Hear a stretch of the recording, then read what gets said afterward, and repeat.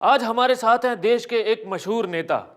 Milord, इन पर इल्जाम है कि आजकल ये फिल्मों में भी एक्टिंग कर रहे हैं, जबकि इनको तो एक्टिंग आती ही नहीं है। वो पटांग बोले चला जा रहा है। हम लोग जब पब्लिक के बीच में जाते हैं, उनसे वादे करते हैं, हम लोग को ध्यान से देखो कितनी अच्छी एक्टिंग कर रहे होते हैं। सुना है कल हीरोइन के साथ रोमांटिक सीन करते समय कुछ गड़बड़ हो गई थी। अरे वो तो डायरेक्टर ने जैसे कहा कट, हम कैंची लेके हीरोइन की तरफ भागे, उसकी चोटिया में जो रिबन बंधा था, फीता, उसको धड़ से काट दिए। हमें उद्घाटन करने की आदत है, इसमें हीरोइन मुंह फुला के बैठ गई आकड़ के। ये हीरोइन अगर बाहर कहीं मिल जाए, इनकी चोटिया खींच कर दुई लाफा मारे। गड़बड़ हो गई थी। अब आप पर एक इल्जाम और है कि इतनी बेइज्जती होने के बाद भी आपने शूटिंग में भाग लिया। तोरा के कौन बोला हम शूटिंग में भाग लिया? हम तो वहीं से भाग लिया है, जिससे कि पहले हीरोइन और उड़ाती हमारी खिल्ली, हम वहां से लपक के भाग लिए दिल्ली। आज हमारे साथ है देश के एक महान नेता। आप पर इल्जाम है कि आपके जो दावे हैं वो सारे के सारे खोखले निकलते हैं। जैसे कि आपने बोला था कि फल और सब्जियों के दाम जो है वो गिर चुके हैं। कोई सबूत है आपके पास? और इसका सबसे बड़ा सबूत है, हमारा जहां भी भाषण होता है वहां हमारे ऊपर इतना इतना फल फ्रूट गिरता है। तो ऐसा ही कोई गिरा देगा? दाम गिरे हैं तो गिराता है। नेताजी, आप पर अगला इल्जाम ये है कि आप जब भी मदद किसी की करते हैं तो वो सामान हमेशा देरी से पहुंचता है। अब पीछे बिहार के किसी गांव में सूखा पड़ा था, लेकिन आपका सामान मदद का तब पहुंचा जब वहां बाढ़ आ गई थी। बाढ़ के टाइम पे पहुंच गया ना, बाढ़ ग्रस्त लोगों को मदद मिल गया ना। अब उस गांव में जब कभी भविष्य में फिर से सूखा पड़ेगा तो बाढ़ वाली जो सामग्री है सूखे के टाइम पे पहुंचा देंगे। नेताजी, आप पर एक इल्जाम और है। आप कब से ये दावा कर रहे हैं कि आप बुलेट ट्रेन चलाएंगे, लेकिन आज तक नहीं चली, क्यों? भाई, हम झारखंड में देखे, छत्तीसगढ़ में देखे कि हमारी ट्रेनें जब जाती हैं तो वहाँ डाकू लोग, अपराधी लोग ट्रेनों के ऊपर बुलेट चलाते हैं, धड़ धड़ धड़ धड़ धड़ बुलेट चलाते हैं। जब ऑलरेडी बुलेट चल रहा है तो हमको अलग से खर्चा करने की क्या जरूरत है? हमारे देश में पहले ही से इतना बड़ा बुलेट ट्रेन है। तो जज साहब, ये तो खुदा सो रहे हैं, बंद करो कोर्ट। अरे नेताजी, आप ऐसे कहाँ जा रहे हैं? आज हमारे साथ है mister Obama. Yep, you're right, Mr. Rickett. You ask anything what you want. Mister Obama, आप पर इल्जाम है कि आपकी जो पॉलिसी थी वो सारी नाकाम साबित हुई है, जबकि आपसे पहले जो प्रेसिडेंट थे मिस्टर बुश, उन्होंने देश की तरक्की के लिए बहुत कुछ किया है। बुश ने कंट्री के लिए बहुत कुछ किया है, बट कोइंसिडेंटली वो कंट्री अमेरिका नहीं बल्कि पाकिस्तान है। You know that? सर, आप पर यह भी इल्जाम है कि आप ओसामा को पकड़ने के लिए कुछ नहीं कर रहे हैं। Oh no no mister advocate, Osama को पकड़ने के लिए मैं बहुत कुछ कर रहा हूँ। जैसे? मैं इंडियन पुलिस के टच में हूँ। आपको इंडियन पुलिस पर इतना ज्यादा भरोसा है? Of course, Indian police world में नंबर 1 है जुर्म कबूल करवाने के लिए। जिसने जुर्म नहीं किया उसको भी मार मार के, छितर मार मार के कबूल करवाएंगे। तो मैं भी किसी को पकड़ के मेरे सामने लाएंगे और बोलेंगे यही ओसामा है, यही ओसामा है। नमस्कार, आज हमारे स्टूडियो में मौजूद हैं एक बहुत बड़े बिल्डर जिनका नाम है राजू भवनानी। चलिए हम उनसे बातचीत करते हैं। Hello sir. Ram Ram. Sir, आप ये बताइए कि आप जो घर बनाते हैं वो इतने कच्चे और कमजोर होते हैं कि एक मेरी फ्रेंड दीवार पर कील ठोक रही थी तो पूरी दीवार भर भरा के गिर गई। तुमने ये सुना, दीवार भर भरा के पूरा मसाला गिर गया। उसके बाद हम क्या किया, तुम पूछा हमको? क्या किया सर? अरे बाबा, पुलिस में कंप्लेंट किया वो कॉन्ट्रैक्टर के खिलाफ। ऐसा कैसा माल सप्लाई किया, पुलिस उसको कुत्ते के माफी कैसा खींच के ले जाके जेल में ठूंस दिया। अभी पुलिस मार मार के उससे कबूल करवाएगा कि तुम दीवार से ज्यादा मजबूत कील कैसा सप्लाई किया। कील स्ट्रॉन्ग भेजेगा तो लफड़ा होगा ना, दीवार गिरेगा। Amazing sir. सर, वैसे बात सिर्फ दीवार की नहीं है, आपके बनाए घर तो इतने कमजोर होते हैं कि कभी कभी वो तिनके की तरह उड़ जाते हैं। मकान बनता है गिरने के लिए। अभी देखो बाढ़ आ गया, नहीं तो भूकंप आ गया। नेचुरल डिजास्टर में क्या करेंगे, सबका बिल्डिंग गिरता है, हमारा भी गिरता है। लेकिन सर, हमने तो ये सुना है कि आपके घर इसलिए गिरते हैं क्योंकि आप बहुत मिलावटी सामान यूज करते हैं। हम कुछ नहीं मिलाता है, प्योर रेत में बिल्डिंग खड़ा करता है, सीमेंट को हाथ भी नहीं लगाता है। नमस्कार, आज हमारे साथ हैं एक ऑलराउंडर की वाइफ। चलिए उनसे पूछते हैं कुछ सवाल। Hello ma'am. पूछो। सबसे पहले आप ये बताइए, क्या आप अपने पति को ऑलराउंडर मानती हैं? एवरीबडी नोज, आपको नहीं पता? मेरे हस्बैंड दुनिया के सबसे बड़े ऑलराउंडर हैं। ना तो उन्हें ठीक से बैटिंग आती है, ना ठीक से बॉलिंग आती है, ना ठीक से फील्डिंग आती है, तो हुए ना सबसे बड़े ऑलराउंडर। आपको मालूम होना चाहिए। और दूसरा सवाल ये है कि आपको आपके पति की सबसे बुरी बात कौन सी लगती है? एक हो तो बताऊं, कितनी ढेर सारी प्रॉब्लम है इसके अंदर। क्यों? ये क्या करते हैं, मैच शुरू होने के पहले बता देते हैं किस बॉल पे होना है आउट और कौन सी बॉल पे मारना है सिक्स, क्योंकि आज का मैच है फिक्स।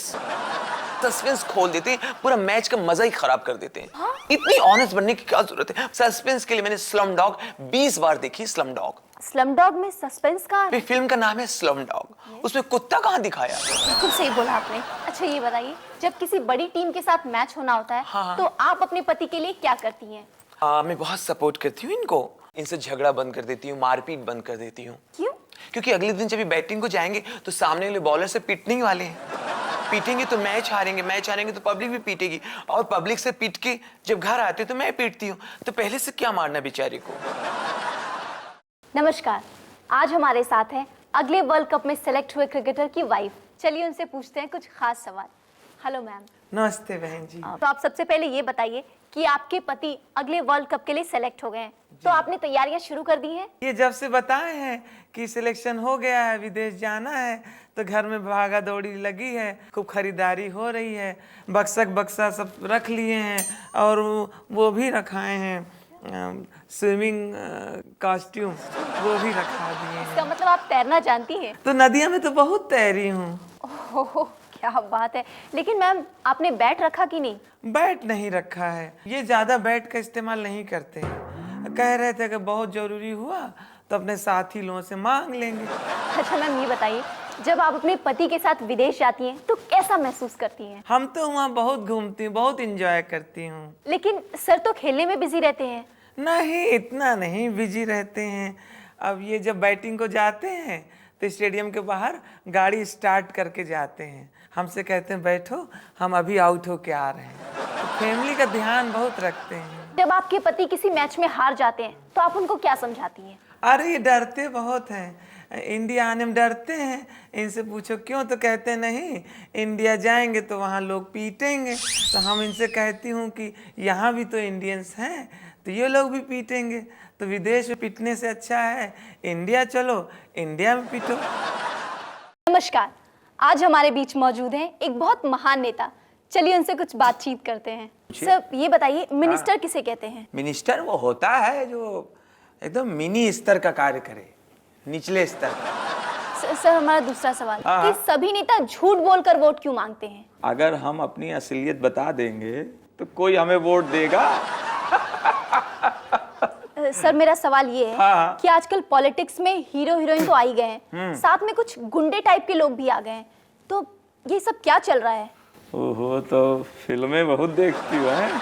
जी करीना लग रही हो। Thank you sir. शर्मा रही तो प्रियंका लग गई। जब हीरो हीरोइन के साथ सामने एक विलेन होता है तब फिल्म का आनंद आता है। ऐसे ही पॉलिटिक्स में। सर देश भर में इतने आतंकवादी हमले हो रहे हैं, सुरक्षा की क्या इंतजाम है सर? सुरक्षा की चिंता ना करें। सुरक्षा के लिए हमने क्या किया है, पहले से हमने बॉडीगार्ड रखे हैं 4, गांव के लठैत भी रखे हैं। अब आप इतना कह रही हो, और ब्लैक कैट कमांडो भी रख लेंगे। नमस्कार, आज हमारे साथ स्टूडियो में है एक बहुत महान नेता जो लोगों से पैसे लेकर उन्हें हमेशा हमेशा के लिए विदेश भेज देते हैं। तो चलिए इनसे अस्सलाम वालेकुम। चलिए सवाल शुरू कर दीजिए आप। जी सर, हमने ये सुना है कि आप लोगों से पैसे लेकर उन्हें विदेश भेज देते हैं, आप ऐसा क्यों करते हैं? ये आप गुस्से से पूछ रही हो कि खुशी से?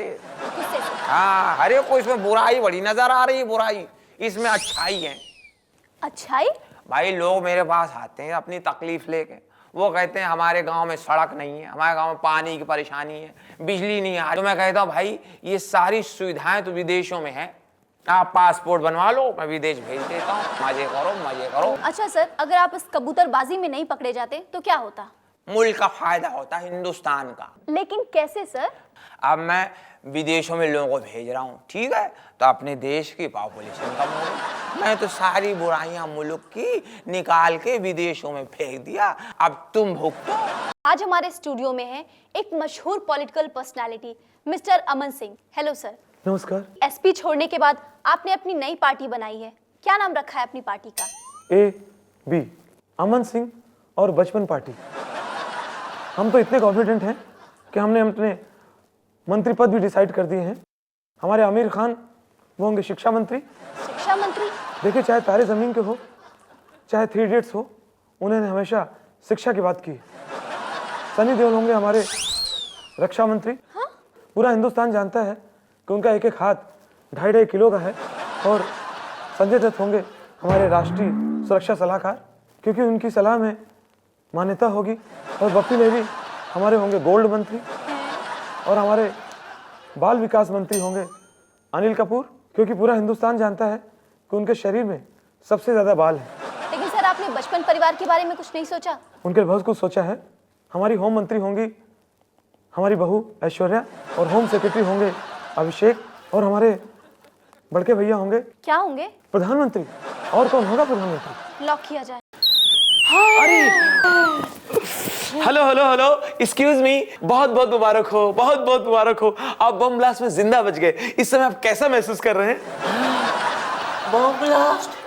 भाई साहब, मुझे चक्कर आ रहे हैं, मुझे चक्कर आ रहे हैं। दोस्तों, देखा आपने, इसने खुद कबूल किया है बमों को लगाना और उसे उड़ाना सब इसी का चक्कर है।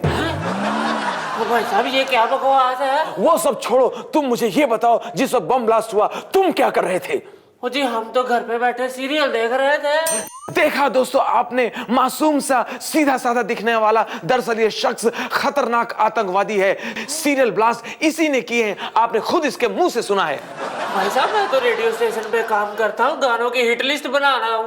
देखा दोस्तों, आपने खुद इसके मुंह से सुना। हिट लिस्ट यही बनाता है, उसे अंजाम तक यही पहुंचाता है। इसके अगले निशाने पर है रेडियो स्टेशन। आप कहीं जाइएगा मत, देखते रहिए कल तक। और तुझे अब बेटा पुलिस देखेगी।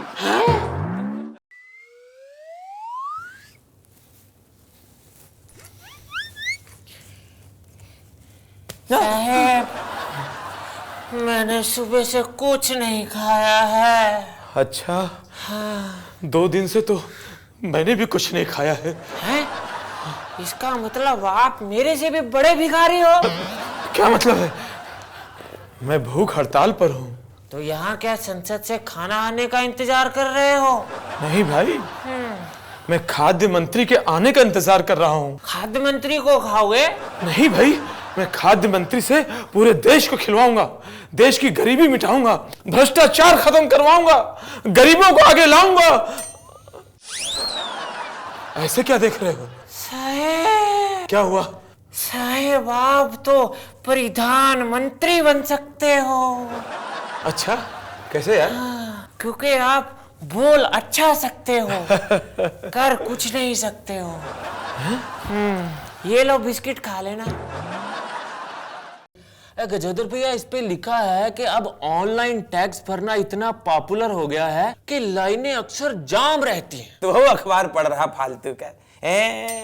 अरे अंडर द टेबल tax.com जाओ, 500 रुपया एक्स्ट्रा भरो, 5 सेकंड में टैक्स भर जाता है। देखो, ये अगली खबर लिखी है, आजकल हर इनकम टैक्स दफ्तर के बाहर एक स्लोगन लिखा रहता है। कहाँ लिखा रहता है? पे your tax with smile.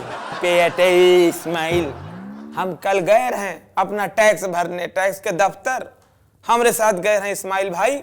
Ismail को देख के टैक्स वाला अफसर बोला, खाली इस्माइल से काम नहीं चलेगा, रोकड़ा भी ढीला करना पड़ेगा। फालतू झूठ झूठ लिखता अखबार। क्या हुआ? इसमें लिखा है कि अब देश के काफी हिस्सों में इनकम टैक्स की रेड लेडीज अफसर मारेंगी। पहले घर की बीवियां जेब काटती थी, अब ये औरतें आके घर पे जेब काटेंगी।